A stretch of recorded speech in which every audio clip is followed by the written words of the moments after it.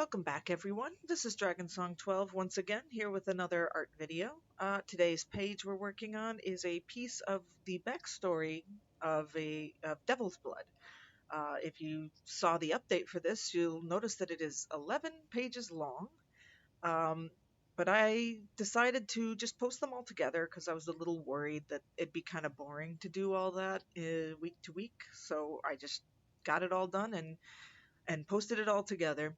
I did want to record myself doing part of it because I decided to do these pages a little bit differently. They have a painted background, but cell shaded characters on top. So I wanted to sort of capture the process of that, and this seemed like a good place to do it.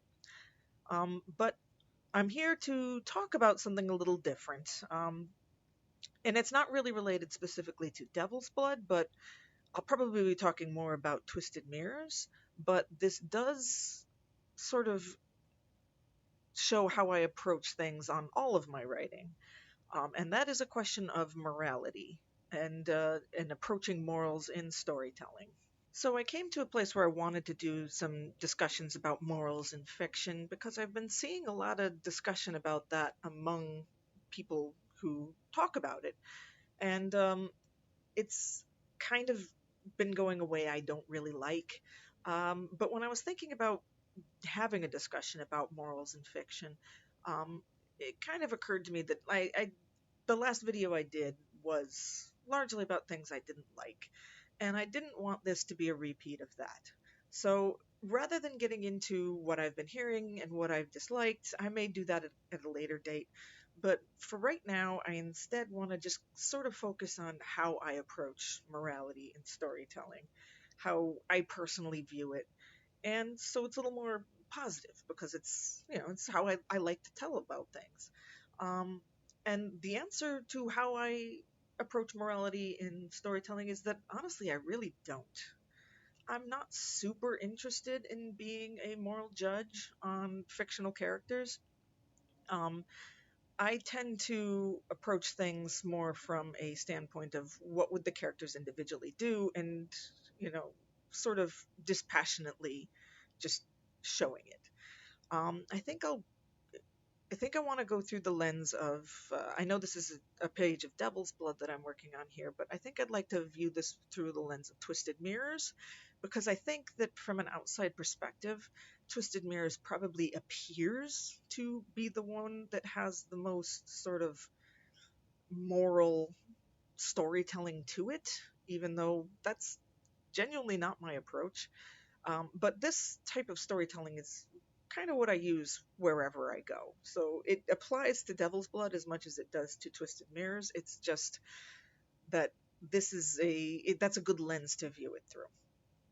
And so what do I mean when I'm talking about I don't really like to talk about morals in fiction? Well, the thing about morality is that it's kind of a messy subject. A lot of people really want to boil it down to very basic, straightforward good versus evil. This is bad, this is good. Let's punish the bad guys, let's reward the good guys. Very, very black and white sort of thing, but reality isn't really like that. Oftentimes, the major difference between something being perceived as moral versus immoral is just a matter of where you're standing. For example, if you have a character that kills hundreds of people, that's a bad thing. So obviously, that's an immoral person. They have bad morals, they're evil. But what if we establish that all those hundreds of people that they killed are bad? True Lies style. Now all of a sudden they're maybe not immoral. Maybe they're good. Maybe they're a hero. It's all a matter of how you frame things and how you perceive things. Real life is complicated. It's messy. What you might see as a very neutral or even a good act could be viewed by someone else as very awful and negative and evil. And so it's very, very difficult to pass moral judgment. And I just don't ever feel like I'm any kind of moral authority. I don't feel like I have a right to tell people what's right and wrong, and I'm not really interested in hashing it out. It's far, far more interesting to present situations and just sort of write people acting like they're people without worrying about whether it's right or wrong. It's more about who they are. So let's start talking about Twisted Mirrors. So, yes, I would say Twisted Mirrors is the easiest of my stories to view as having some sort of morality to it, mostly due to the bigotry being present in the story's world. I've mentioned before that this was never an intention of me writing it. Bigotry is a thing that exists and some people have to deal with, a lot of people have to deal with. So I had my characters deal with it. That's the long and short of it. But it does come across a little bit as, very special episode type deal. But let's talk a little bit about the morality in Twisted Mirrors. And to be honest, I'm not really going to talk too much about the bigotry aspect. I'm going to talk about what I had my heroes do. One of the main characters in Twisted Mirrors Rift, which just finished up, that as of me recording this, that just ended. And it ended with one of the main characters killing an unconscious, defenseless person. And that's not even the first time that character did that. He also opened the story by killing an defenseless, unconscious person. Now, a hot take here, I'm pretty against killing in general. Like, I know that that's a pretty common stance. I will say I'm probably a bit more rigid about that than most other people are. I don't really think there's a lot of situations in which killing is the appropriate answer. But I had one of my protagonists do that not simply once, but twice. Let's start off looking at the first one. The story opens basically with its killing, and I didn't want to sugarcoat it in any way. Like, the situation does have some nuance. This is an abuser. This is someone who has been hurting the main character, torturing, you know, every day, just misery upon misery. So there is some understanding from the reader, but as the author, I didn't want to give my main character too much of an out. Like, it would have, because this guy was an abuser, it would have been very, very easy for me to write this killing as an act of self defense. It would not have been hard at all. But I'm going to point out that I very, very specifically did not do that. If you go back and look at the scene, like I pointed out, this person was defenseless and unconscious, and I very deliberately had my character look to the open door as an indicator to the audience that he could just leave. And in many ways, it probably would have been better if he had just left. But he doesn't. He turns back, he picks up a farm tool, and he beats the man to death. I did this very deliberately because I didn't want there to be any question about this. This was a murder. This was an intentional act of violence. I didn't want to sugarcoat it. But I didn't do it because to indicate to you that this character is evil. He did it because he was desperate. He did it because he was in a terrible place, and he did it because he was angry. It was a very, very simplistic act of, you hurt me, now I'm going to hurt you back, and I'm going to hurt you back in a way that makes you not able to hurt me anymore. It's a childish view of justice. Very, very simplistic. And that was sort of the point. This is where our main character started. He's very self-centered at this point because he has to be. He's in survival mode. There's no moral judgment on my part. And it's sort of to indicate to the reader that you shouldn't have moral judgment of him either.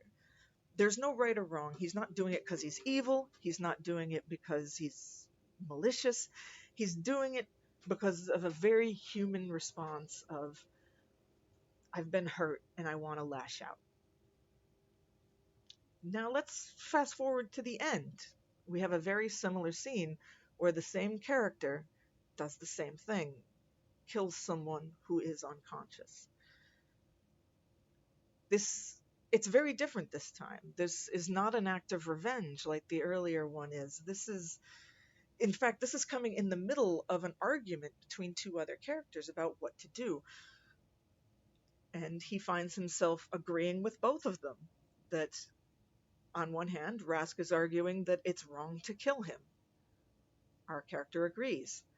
On the other hand, Eclipse is arguing that he still needs to be killed, which, again, agrees.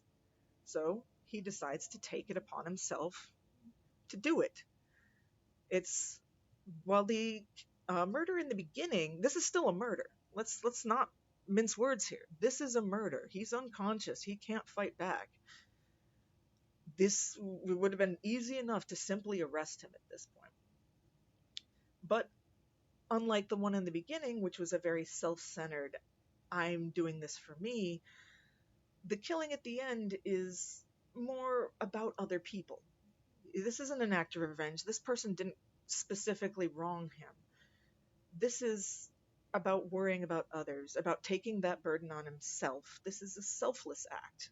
It's now meant to show how far he's come. He's thinking about others over his own well-being.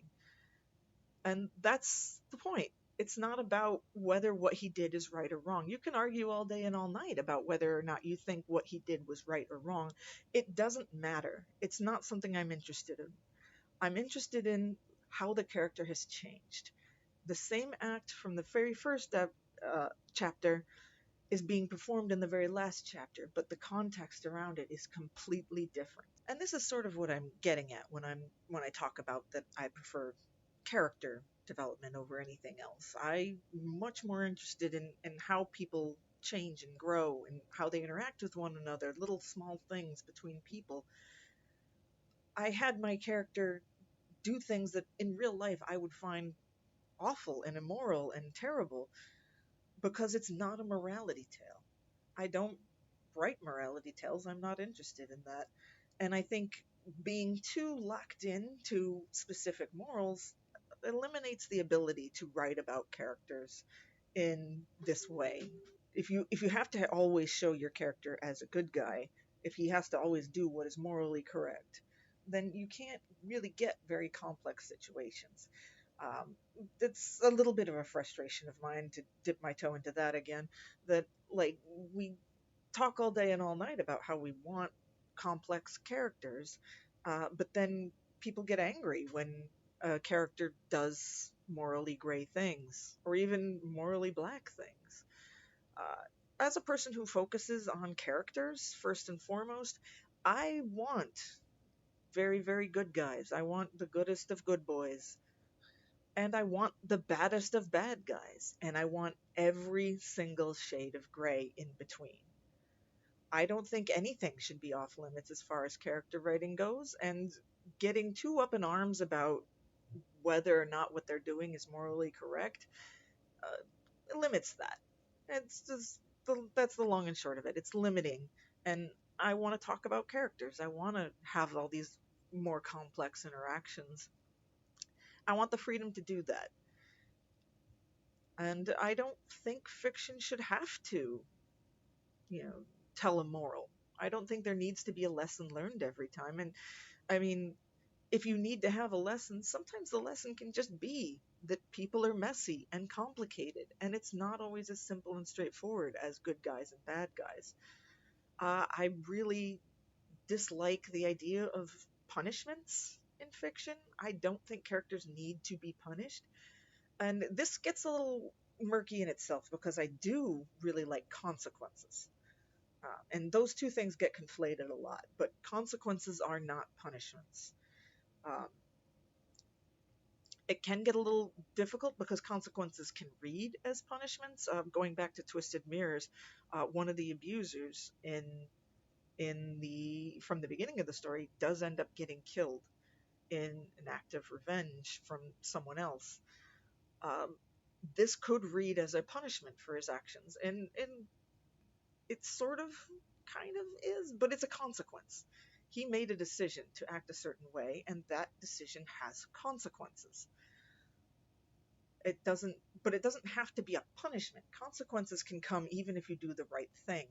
If you act recklessly, even if The reckless action is the right choice, even if it's the only good thing you can do, even if it's the only way to win. A reckless action can have consequences, and I prefer it when stories include that. That's not a punishment, that's just a consequence. If you push down a spring and the spring snaps back up and hits you, that's a consequence. That's not a punishment. You didn't do anything wrong, you just pushed a spring. You know? I like consequences, I don't like punishments. I like consequences to happen to every character too. I very much dislike it when characters do things that are dangerous or reckless and get through scot free every time. Like, no, there should be consequences for that choice. And it's more fun to write stories that way. It's more fun to read stories that way.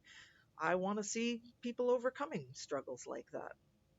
And, or, just the idea of accepting I'm doing something dangerous, something could happen to me, and that's okay. I like that sort of thing. I really like that sort of storytelling.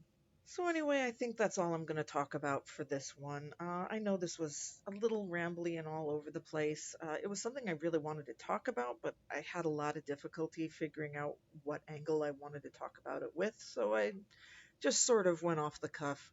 I may revisit this topic later on down the line, but I just wanted to kind of dip into how I approach storytelling and how I approach characters and what I find fun about fiction and,